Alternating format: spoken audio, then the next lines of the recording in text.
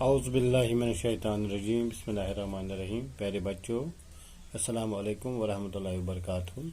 ہمارا جو ٹاپک چل رہا ہے وہ ہے جوش ملی آبادی صاحب کی ایک نظم جو شامل نصاب ہے، جس کا عنوان ہے حسن اور مزدوری۔ تو اس میں شاعر جو ہے ایک ایسی غربت کی ماری ہوئی دوشیزہ یعنی ایک کنواری لڑکی کا حال بیان کرتا ہے، جو سڑک پر پتھر کوٹ کوٹ کر اپنی محنت کی کمائی کرتی ہے، اور پتھر کوٹنے سے اس کی چوڑیوں کی آواز آنسو بن کر اس کی آنکھوں سے برستے ہیں۔ اس کے خوبصورت بال گرد آلودہ ہیں، اس کے حسین سرخ اور حسین چہرہ پسینہ سے لت پت ہے۔ اس پر غم کے بادل اس طرح چھائے ہوئے ہیں کہ اس کے رخسار مرجھائے ہوئے، وہ مرجھائے ہوئے دو پھول جیسے نظر آتے ہیں، یعنی جیسے دو پھول مرجھا جاتے ہیں اسی طرح اس کے گال نظر آتے ہیں۔ پھٹے پرانے کپڑوں میں اس کی جوانی ایسی حسین دکھائی دیتی ہے جیسے بکھرے ہوئے بادلوں سے چاند نظر نکل آیا ہے، جیسے بکھرے ہوئے بادلوں سے چاند نظر آیا ہے، ایسے اس کے جب یہ اس پھٹے پرانے کپڑوں میں نظر آتی ہے۔ اس غربت والی دوشیزہ کے ہاتھ جو مہندی لگانے کے لیے بنائے گئے تھے، وہی ہاتھ اب مفلسی کی وجہ سے بھیک مانگنے پر مجبور ہیں۔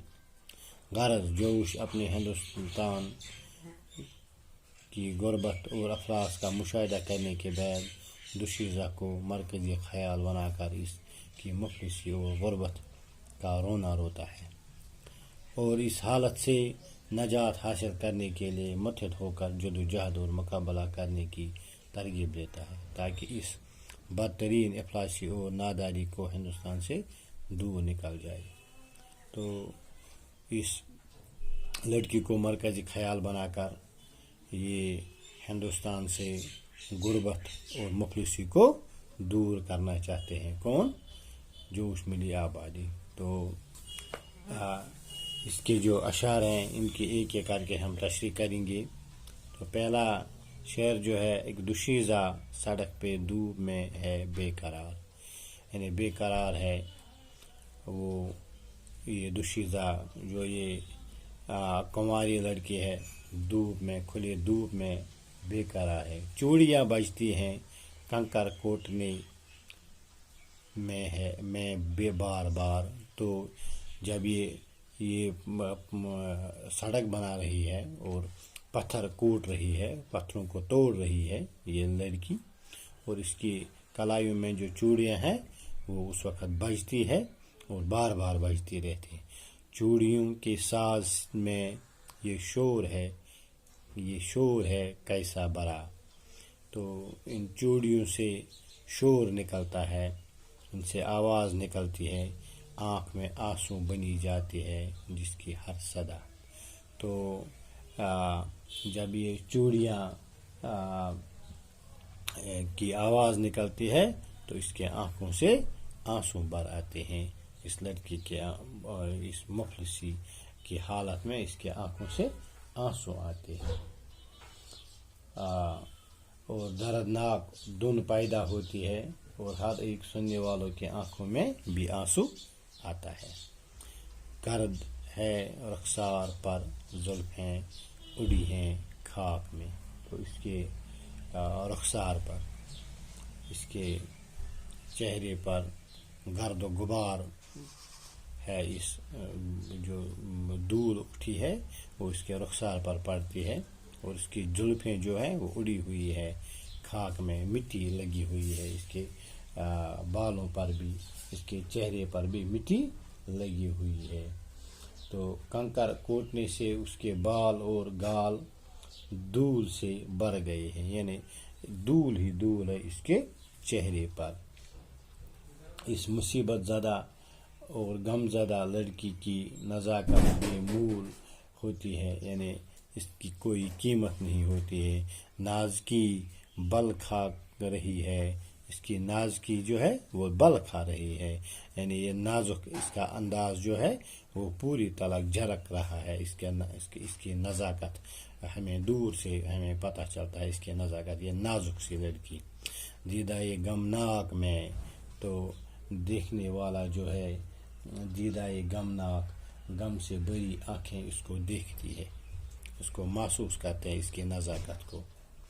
ہو رہا ہے جذب مہر خان جگہوں کے روبرو، کنکروں کے نبض میں اٹھتی جوانی کا لہو. تو شاعر جوش ملی آبادی فرماتے ہیں کہ خون چوسنے والی دھوپ یعنی نہایت تیز دھوپ میں اس کی چڑھتی جوانی کا لہو کنکروں میں جذب ہو رہا ہے. اس کی چڑھتی جوانی کا لہو جو ہے وہ کنکروں میں جذب ہو رہا ہے. گویا شدت کی گرمی سے وہ پسینہ پسینہ ہو گئی ہے. یعنی یہ جب گرمی کے موسم میں پتھر توڑتے ہیں یہ دوشیزہ، یہ کنواری لڑکی، تو یہ بیچاری پسینہ پسینہ ہو گئی ہے دھوپ کی وجہ سے. تو اور اس کا خون پسینہ کنکروں پر گر کر ان پر سوکھ جاتا ہے، اور اس کا جو یہ پسینہ ہے یعنی پسینہ ان پتھروں پر گر کر سوکھ جاتا ہے. کنکروں کے نبض میں اٹھتی جوانی کا لہو. تو اس کے جوانی چڑھتی جوانی کا لہو کنکروں میں جذب ہوتا ہے. دھوپ میں لہرا رہی ہے کاکلی عنبر سرشت، دھوپ میں لہرا رہی ہے کاکل عنبر سرشت. ہو رہا ہے کم سنی کا سوچ جزوِ سنگ و خشت، ہو رہا ہے کم سنی کا سوچ جزوِ سنگ و خشت. تو ان اشعار میں فرماتے ہیں شاعر اس کی خوشبودار سر کے بال ماتھے کی طرف آتے ہیں، دھوپ میں لہراتے ہیں کاکلے عنبر سرشت. کاکلے گو وہ سر کے بال وہ چہرے پر آتے ہیں، یعنی اس کے بال جو ہے وہ ماتھے پر آ جاتے ہیں، وہ دھوپ میں لہرا رہے ہیں، اور اس کی کم عمر سوج اینٹوں اور پتھروں کا حصہ بن جاتی ہے.